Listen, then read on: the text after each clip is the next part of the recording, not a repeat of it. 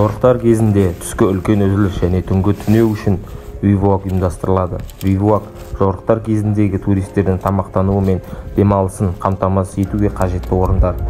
Туристік топ мүшелері әдетте бивуакта тәулігіне 10-14 сағаттай болады. Олар шатыржай құрып, оны жабдықтайды, тамақ әзірлейді, киімдер мен құрал жабдықтарды жөндеуден өткізеді. Келесі күнге дайындалады, демалады. Бивуакты тегістеу құрғақ алаңдар мен алаңқайларда тастар құламайтын, сел, су тасқындары, қар көшкіні болмайтын, найзағай тікелей түспейтін жерлерге құрылады. Тұрақ орны желден жақсы қорғалған және жабдықтауға жеңіл болуы тиіс. Бивуак орнына жақынырақ жерде ауыз су көзі болуы керек.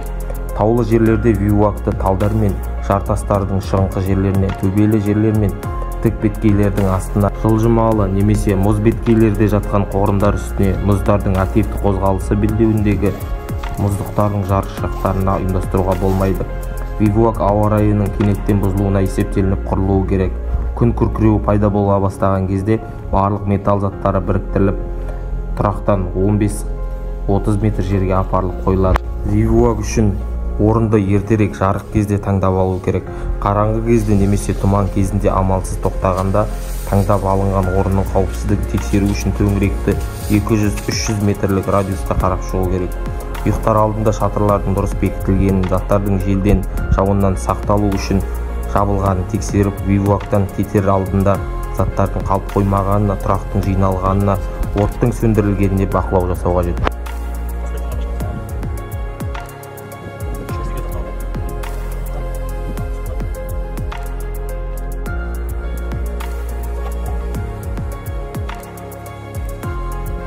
Жорықты материалдық жағынан қамтамасыз етуге бағытталатын екінші жұмыс жорыққа қажетті құрал жабдықтарды дайындау.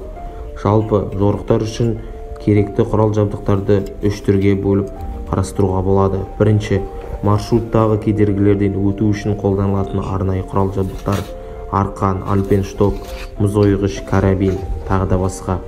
Екінші, туристік топқа ортақ құрал жабдықтар: шатыр, балта, компас, карта, тамақ пісіретін ыдыстар мен ошақ құралдары.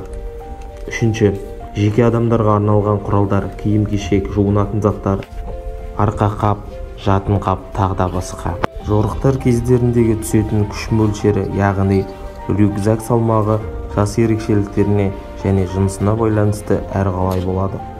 Шағын жорықтарға оқушылар 11 жастан бастап қатыстырылатындықтан, оларға түсетін жүк салмағы ер балалар үшін 10 кг, қыз балалар үшін 8 кг.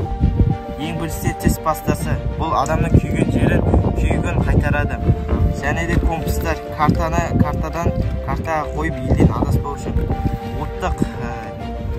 От жағып және жылыну үшін балға палатка тұрғызғанда, адам палатка тұрғызғанда керек болады. Метрлік өлшегенде температура градусты өлшейді. Және қаламдар, сызғыштар.